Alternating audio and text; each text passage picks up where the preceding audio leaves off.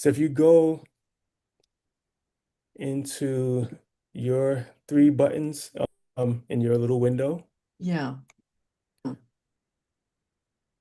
then Huh.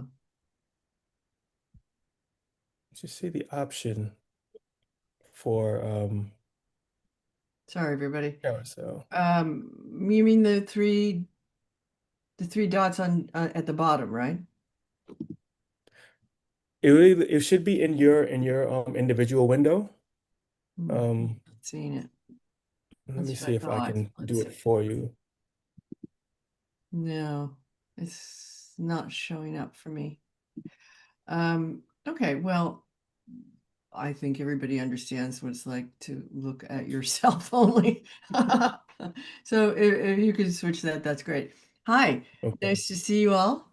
Happy to be here, and really nice to see everybody that was just on retreat with me. How lovely. I just did a 5-day retreat at Big Bear, which is a great place if you haven't been there yet. Um, I Well, you got a little bit from my bio that I have been incorporating movement, somatic psychology, and Dharma all together, and actually, movement in stillness, if you will, incorporating what it's like to move inside. You know, thoughts and emotions are volitional, energy moves, sensations move, sounds move, etc. So that's always been really intriguing to me because most of our access to conscious awareness is through the body. It comes through the body first rather than the mind, which is not exactly how we've been taught or even what we experience. So I find that incredibly intriguing, and fortunately, science is catching up with that. Um, which is, it's always nice to get validation. So, of one kind or another. Um, what we're going to practice together today is some things that are somatic. So, somatic means of the body, generally of the body, and and just to see how it might be different to enter into the body first in practice rather than just go to the mind and ask ourselves just to settle down, which sometimes works and a lot of times doesn't. So the body is really, it's the container in a sense, even though it's not it's permeable, it's not set. um, the body is our access to the sense doors. So that's seeing, sensations, that's smelling, that's tasting, that's hearing, and it also involves thoughts. So um,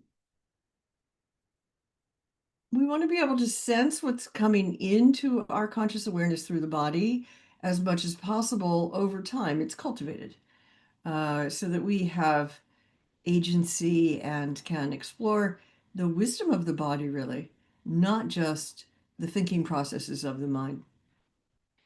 So we'll do a practice that hopefully will bring you in to awareness of what is through the body first.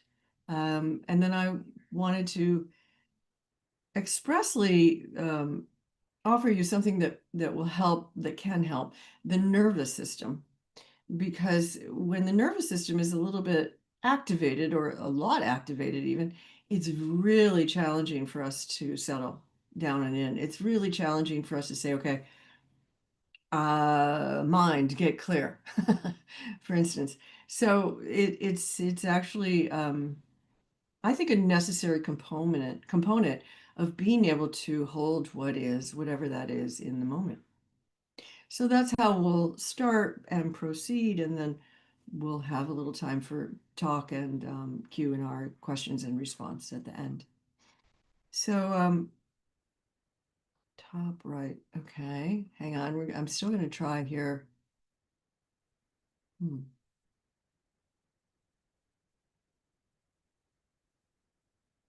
Yeah, I don't have that on my I don't have a way to get out of the spotlight that I'm seeing. Okay.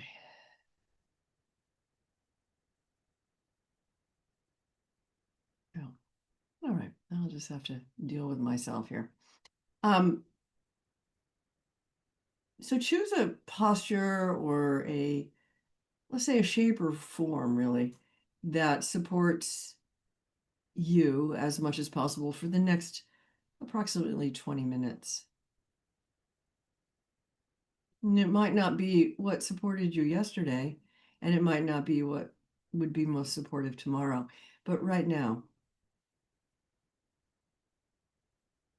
how can you place your body in a way that you can rest and be at ease as much as is possible currently?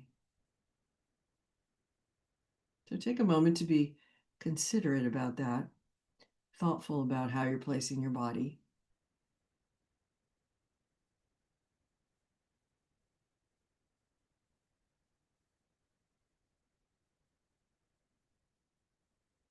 You might take a couple of breaths in and out just to let you know where you're sensing the breath the most right now. There's no one place, right place, wrong place, but just to draw some attention there.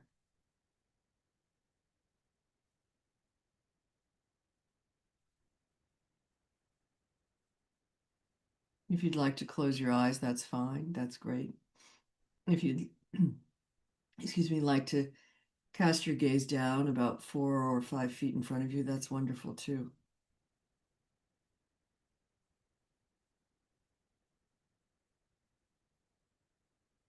But let's begin by noticing the space around us. So we're going to enter in gently, enter into the internal world from what we consider the external world.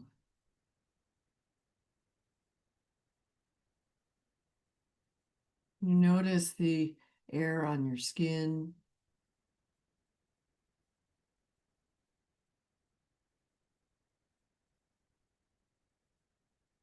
the light coming through your eyes or your eyelids,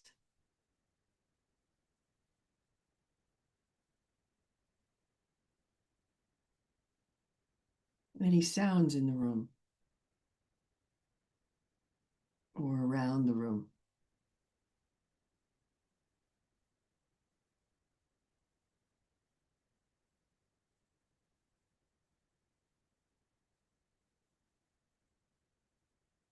You might be able to sense, even with your eyes closed, the space between the top of your head and the ceiling of your room if you're inside. If it's the sky, you might be able to sense the space between the top of your head and the sky.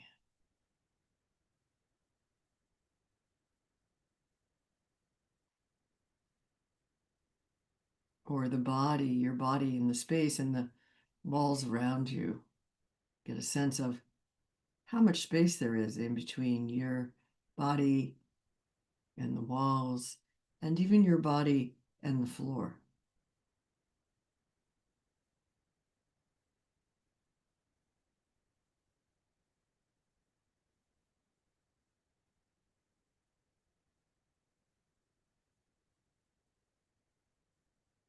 So we're sensing ourselves in space. We're locating ourselves in time and space through the senses, sending out little tentacles of awareness,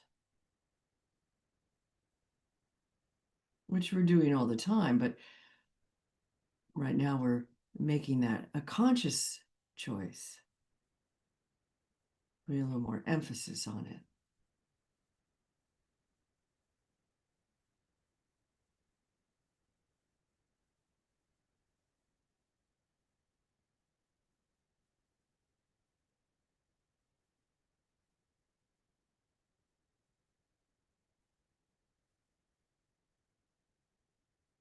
And then we can gently enter the body itself, or what we might call our inner awareness. Noticing the air moving in and out through your nostrils is one way. This is the air from outside that actually is held in the space around you.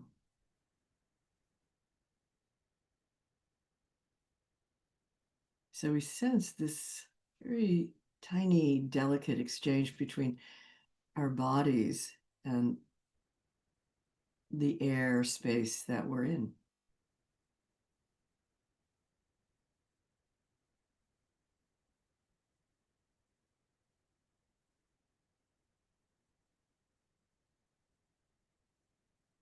You might sense the temperature,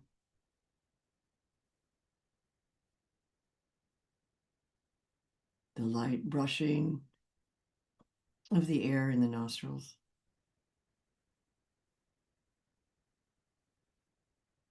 Maybe you feel a little more breath or sensation on the right side than the left side. It's not always even.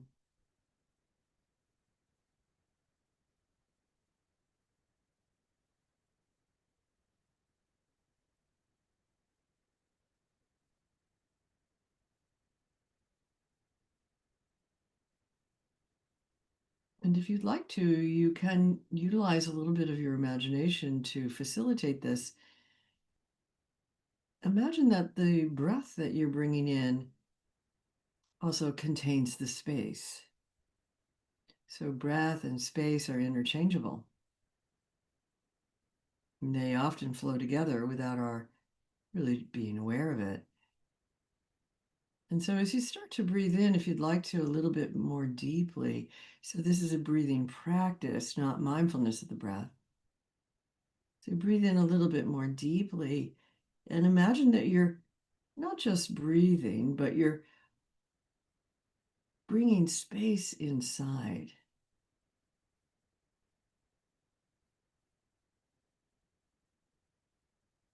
And you can bring the space anywhere you want in your body. So you could be breathing up and down to create space, or side to side, front to back, in a particular area, if you like. But you breathe in a little bit longer, pronouncing the inhale. And then pause for a moment wherever you take this breath, this space, and know that it's being absorbed.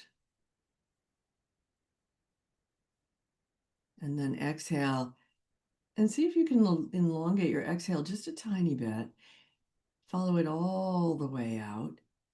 And then take another little pause and know that this is a deep rest for the nervous system.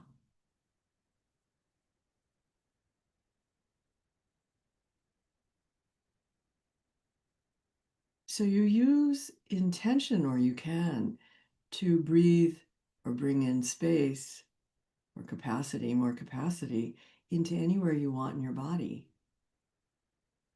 Eventually, you'll sense this. So see how that might feel for now. Breathing in a little longer and directing the breath somewhere in particular. So we're utilizing imagination to do that. And then pausing, allowing things to get absorbed, whatever nutrients of the breath are, allowing space to be absorbed and contained. And then breathing out and following the breath out all the way, or as long as you would like to, and then pausing and taking just a moment of rest before you breathe in. So not to be in a hurry.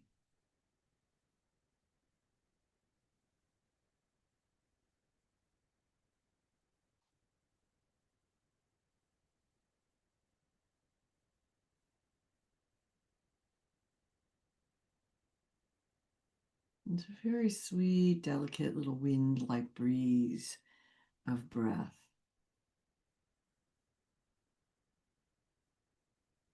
You can be quite tender and kind and loving and self-directed.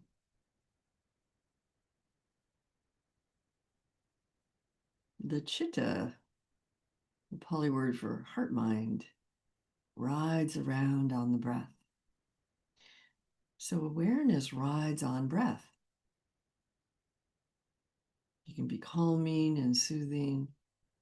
You can be erratic, but we're directing it right now to be a little bit more relaxed and at ease and directed, just for a few more minutes.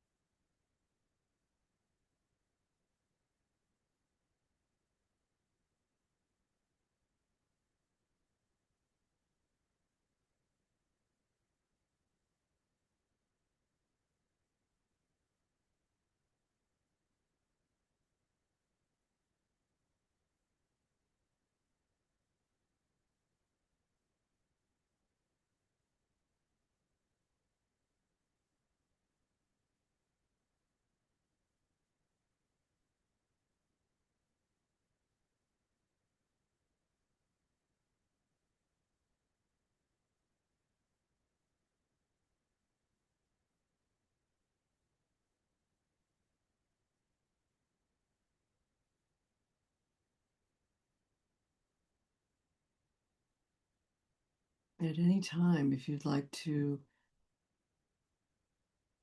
metaphorically step back, hands off the breath, if you will, and just be mindful of the breath or mindful of the body or noticing open awareness or sound, for instance, whatever might be beneficial to you right now, then please do that.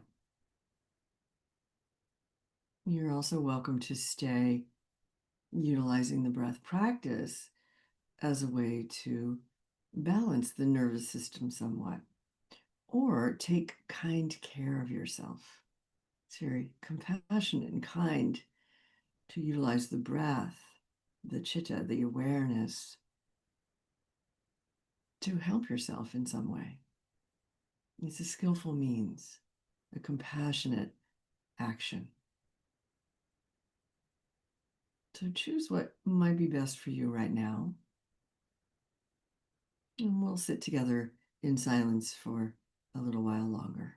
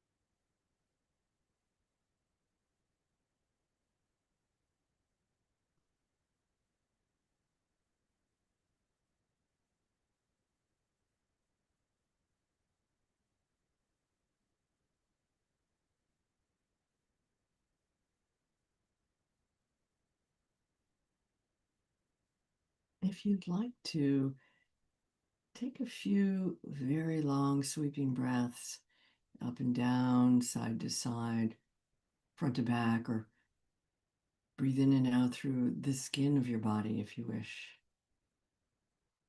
as a way to energize and very gently bring us back to being about to open our eyes, to return to the screen or to each other. So do that with some breath of some sort, once or twice or three times.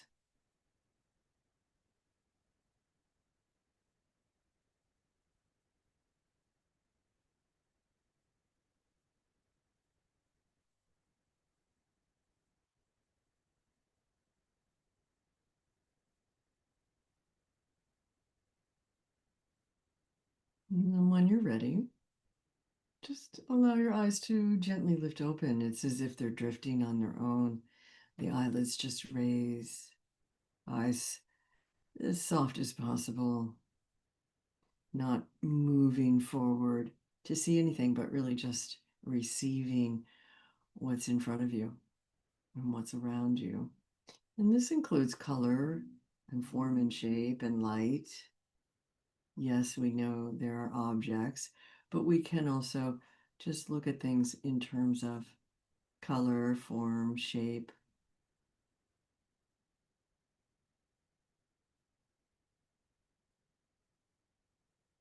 Really receive what we think of as the outer world from inside.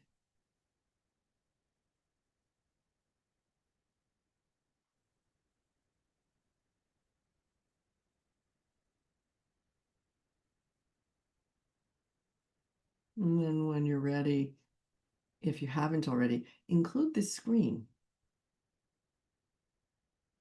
Include the screen because we're here together, even though we look like little rectangles, rather flat. You know, there's a beautiful human being here in the rectangle. And I think sometimes just the visual of it online can flatten that. Uh, so we'll put a little intention into remembering every single person here came for a variety of reasons, but just to practice, essentially, and to practice together with other people, which, how great is that? I mean, that's just so heartwarming. So we can take a moment just to appreciate that, whether we're in person or online. You know, they have different feelings and sensations, and we certainly have thoughts about that, whether we're in person or online, but essentially we're together no matter what. So I'm grateful for technology in terms of that.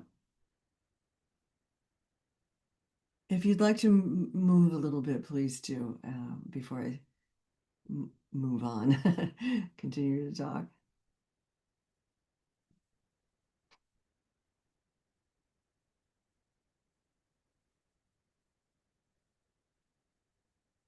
So, there are a couple things I want to emphasize, and a lot of you have practiced with me before have heard me say this, but I think it's worth repeating is that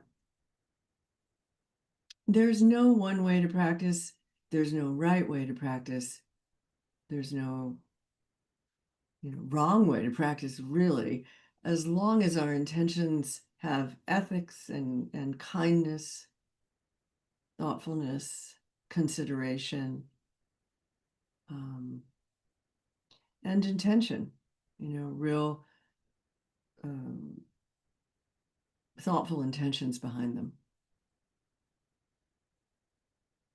So some of us have been, have experienced through the lifetime of our practice, however long or short that might be, that this is the way this tradition does it, and this is the way this lineage does practice. And sure, we'll find that, but um, essentially, what I have learned through the decades, through the teachers that I have gotten to know and who have supported me, is that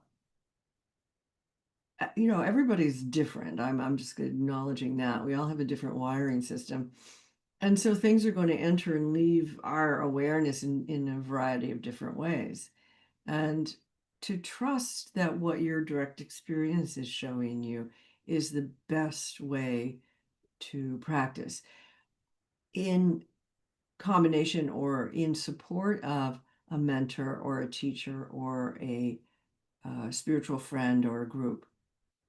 So we don't want to go off on, some maybe not even deep end, but high end sometimes by ourselves. We want to be able to check in with each other and stay on a path, to really stay on a path so that we don't completely lose our sense of self, because that's not so healthy. The Buddha talked a lot about having a healthy sense of self.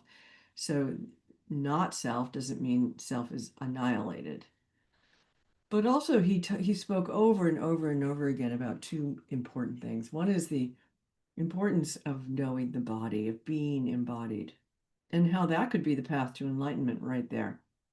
But the other thing that he stressed continually was the importance of Sangha, of community, and that the Sangha or the community would be the new Buddha eventually. And I consider that actually we're in that time. We need each other.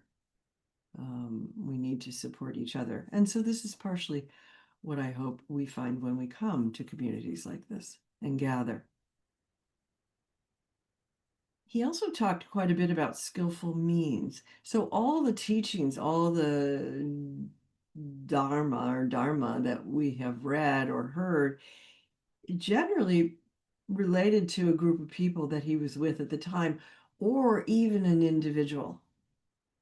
So the teachings came out of his relationship to who was practicing with him, who came to him with questions about their suffering or needing some help, some support, beyond what they thought they could handle on their own. They had heard the Buddha was the wise one and sought him out, to help themselves in one way or another. And so that's partially why there are so many teachings. And in terms of initial practices, we think, oh, well, we have to just pay attention to the breath. Yeah, that's a good way to start, but it's not for everyone. So sometimes when our minds are going a little bit wild, I'm sure you can relate, um, or our emotions are really heavy and, at a high point, let's say, might not be the best time to close our eyes and try to follow our breath because our breath's all over the place. In the Satipatthana Sutta, the teachings of the four foundations of mindfulness, anapanasati, which means one breath at a time, doesn't mean it needs to be long or short or felt in a particular way. In fact, there's a lot of wiggle room in mindfulness of the breath that we often forget. So what we did together, or what I suggested that you could try, is breathing the air and space from our outer environment, which we're doing all the time, but to make that conscious and to actually bring it someplace in the body purposefully to help ourselves. That would be considered kind.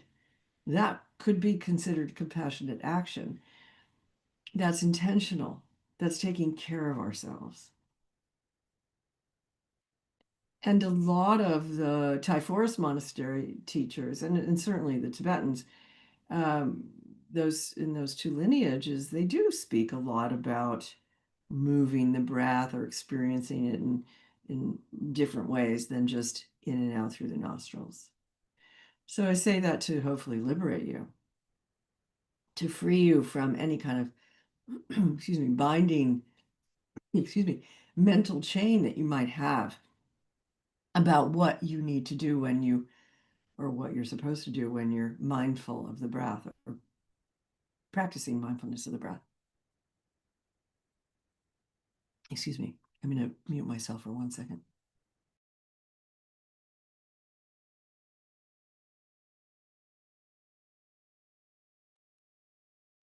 Um, we also the attempt at breathing in more long and with the four parts or the four distinct qualities of breath is a way to soothe the nervous system. And it's purposeful and it helps us. It helps us to actually meet what is with a little bit more room. You know, when we're tight and crowded, that's usually when we wish things were different than they are. When we have very strong aversions or even strong attachments or somewhere in between, and lots of thinking. And so, lots of thinking and emotions is sort of like entangled. And so when we can take a moment and work with ourselves and especially the body, and the body's no separate than the mind, but particularly in the body to help the mind, let's say, or help the heart mind, then we might have more capacity to be with what is, especially the unpleasant bits. And there are lots of those, always. My primary teacher, Ajahn Amaro, frequently would say, you don't have to like something to be okay with it. So I think we can understand that. Whether we put that into practice right now or not is, personal. But liking something isn't equanimity necessarily. Uh, Disliking something is definitely not equanimous. Or, you can have both, I should say, and still have equanimity. But it's how much they pull. An attachment or aversion might pull us. If it's pulling us in one direction, there's no balance there. Equanimity is more balance and ease. So in the breath practice, that's what we were doing. We were exaggerating the breath slightly, noticing its four parts because those are happening all the time, but they're fast. So generally, we don't sense that. And a lot of times, excuse me, we don't sense breath at all. We think it. And if you think about breath, it's dry.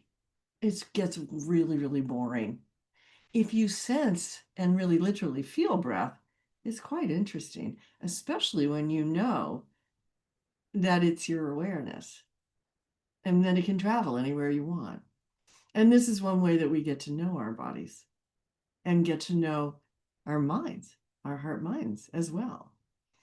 So nothing's separated in consciousness, but there's the material form of consciousness, which is what we consider our bodies to be. And then there's the mental form of consciousness, which is what we consider the mind. And we've placed a lot of emphasis on the mind. I think we've overemphasized it. And so many of us are seeking, well, how do I be in my body, get in body? So I'm actually here on the earth, not often discursive thinking, um, not in the past, not in the future, not carrying a tremendous weight of history with us in every moment. But we start to, which we'll have, always, but we can also cultivate the capacity to see things without the perception of history.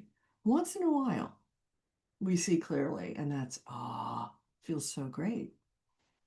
You can really appreciate those moments of insight or clarity or ease or spaciousness. We really feel that. And so over time, that might happen more and more and more, but I have seen that just paying kind attention to create some spaciousness inside, and there's lots of different ways than just what we did today, but is allowing us to have a wider view, not a narrow and contracted view that we typically might walk around or live within.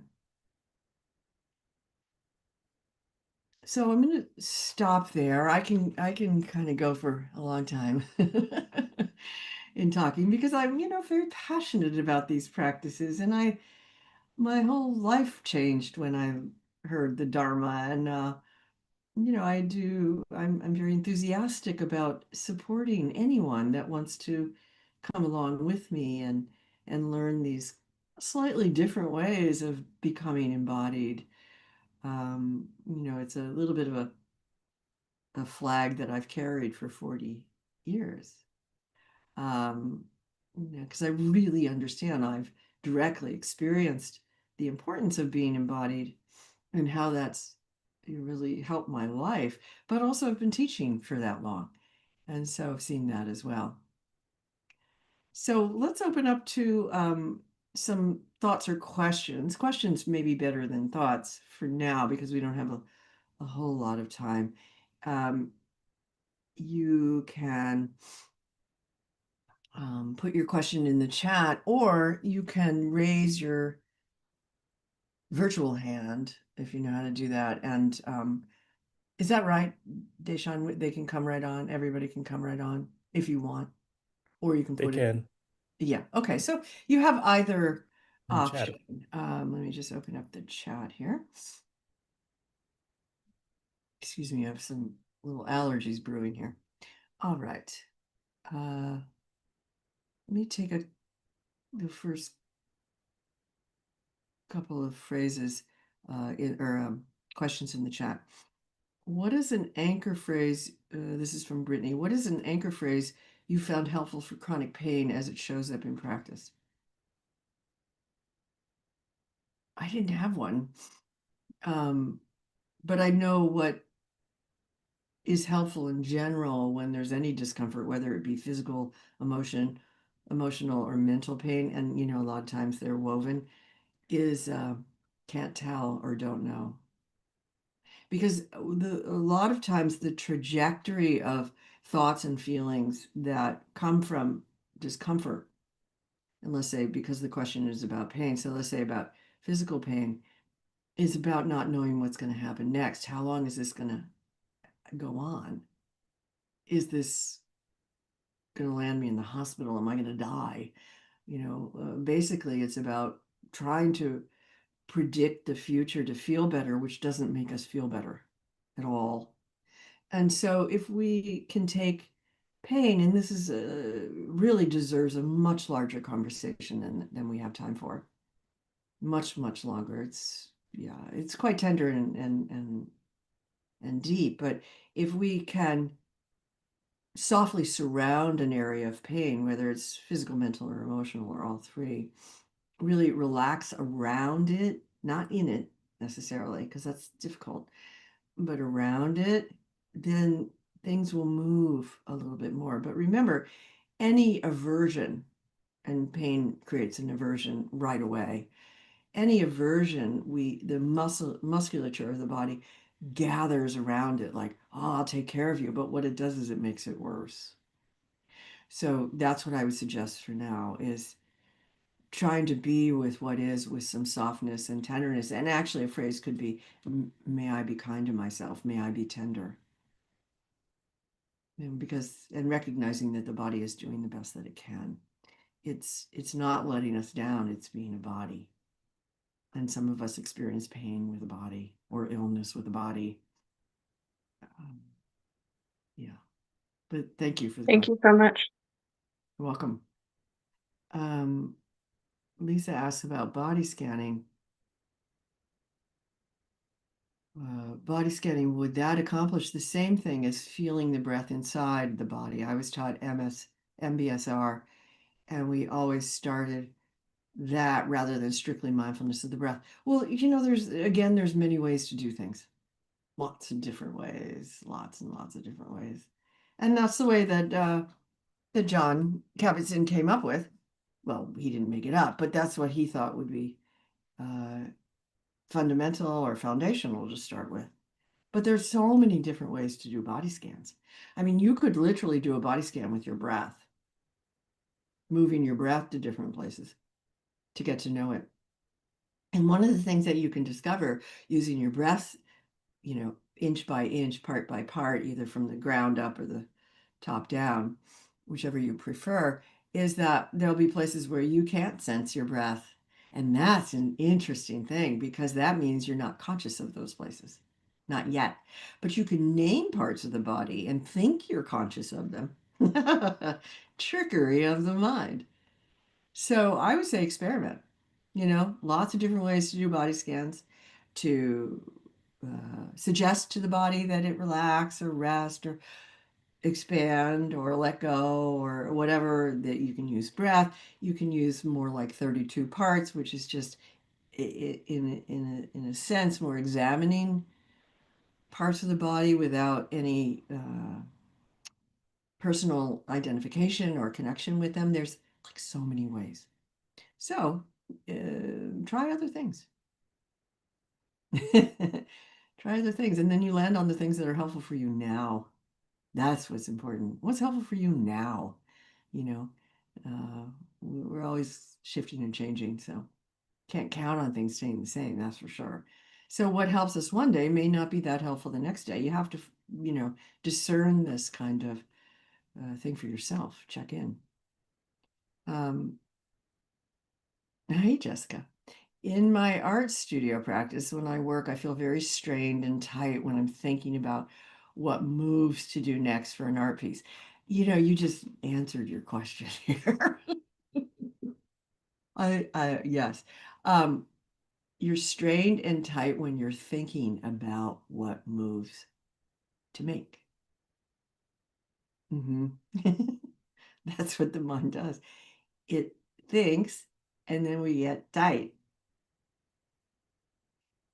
It doesn't have to go that way. So I'm going to finish your query.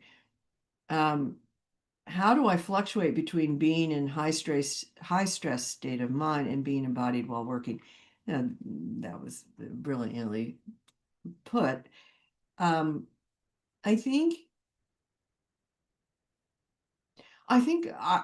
because you speak about artistic blocks or getting uptight when or strained, you say, thinking about what the next thing is that you're going to be doing, it's not organically coming from the body, it sounds like. And so I would emphasize that. What's your body want to do? You might even just move around in your space, you know, or lie down on your back and breathe in your studio. That's what I do a lot. And then let the body show you where to go with the tactile feeling of sculpture or painting, because there's a real tactileness of making something, no matter what it is. Could be food. And so a lot of times the body can just intuitively guide the heart right through your hands. You might even consider that your heart comes out through your arms and into your hands. I mean, certainly we've heard of considering the heart coming out through the eyes, or the eyes being directly um, a channel directly to the heart. So you might try that. Just be really like step aside from the thinking process and just be in the sensing process of it. And so I think sometimes it's interesting for all of us to emphasize what we don't do so much. Because if we try doing something that we don't do so much, like be in the body, because we're always in thinking mind, what that can show, it can blow the mind, which is always a great event. Because it takes away the fixed views. I need to do this. It's got to go this way. Whereas, art is emotional. It's mental and emotional, but it's also quite physical. So can you just sit for a moment or lie down and just ask your body, well, show me what to do. Or even just ask your heart, what do I want to express? What would you like to express through this piece? And leave a little quiet. That's what I would suggest for now. But yes, thanks for the question. Um, Hi, Ellen. Good to be back in space together. I have to go. Okay, gratitude. Should have read that first, maybe. Does anybody have a question to bring directly online here without being in the chat?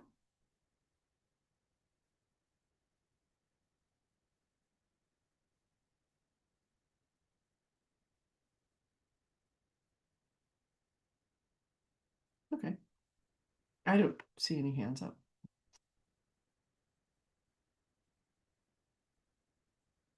I think what I'll leave you with is that this experiment of life, really, I consider it to be an experiment, you know, can go obviously in so many different ways. And the way that the Buddha taught and expressed the way all of us feel or think or are from time to time is really, it's just so thoughtful and tender, like, teaching about metta because he knew many of us need to develop, cultivate compassion, or teaching about the importance of the body because he knew we weren't always in it, for instance. So his guidance, continues in what we call the path, his path. And so, the path is not constricted or tight, and it's not linear, which is nice for some of us to hear and really unsettling for others of us to hear. It depends on how you're wired.